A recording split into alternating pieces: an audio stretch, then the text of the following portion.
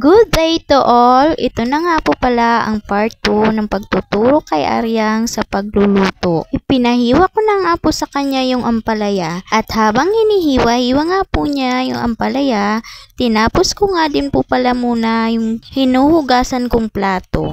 Sabi ko nga sa kanya, dahan-dahanin lang niya at baka nga masugatan siya. Ayan nga po yung kalahati ng ampalaya na kinilaw ko kahapon. Sayang din kasi kung itatapon ko, kaya nga sabi ko sa kanya, bumili ka na lang na isang itlog para lutuin mo na lang yan. At yan nga po ay tiningnan nga po namin yung una naming isinalang na okra kung malambot na nga ba. Masarap din kasi ito isawsaw sa suka at toyo. Lalo na kapag may mga ampalaya at talong na inihaw. O diba? Sobrang sarap ng ulam namin ngayon dahil lahat ay puro gulay. At yun nga po, sabi ko nga sa kanya ay batiin na niya agad yung itlog para kapag isasalang na, hindi na siya mataranta. Mahirap din kasi na kapag nakasalang na lahat ay bago mo babatiin yung itlog ay sobrang nakakataranta talaga.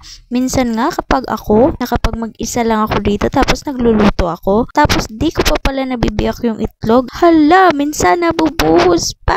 Nakakataranta kasi. Lalo na kapag mag-isa ka lang at wala ka ibang nauutusan. Kaya sabi ko nga sa kanya, i-prepare mo na lahat ng mga gagamitin mo. Dahil kapag may kulang na isa, nako, kapag nalimutan mo yan, hindi masarap ang luto mo. Ay, natawa nga ako nakaraan dahil nga nakasalang na yung ampalaya ko tapos wala pa pala akong itlog at sibuyas. Nako, for the takbo na lang ang person nga sa dulo at bumili nga agad ako. Tapos tinanggal ko nga muna yung sinalang ko. O diba? For the taranta talagang person kasi nga may pumunta sa akin na bisita tapos hindi ko na naisip na kulang pala yung mga ingredients ko. Akala ko nga hindi na maihabol kasi nga medyo paluto na nga din yung ampalaya. Bago ko talaga naisip na wala nga talagang itlog at sibuyas. Sabi ko nga, paano ko gagawin yun? Nauna na nga yung bawang at yung ampalaya. Paano ko isusunod yung sibuyas? Kasi mas masarap kasi sa niluluto kapag kompleto ng bawang at sibuyas.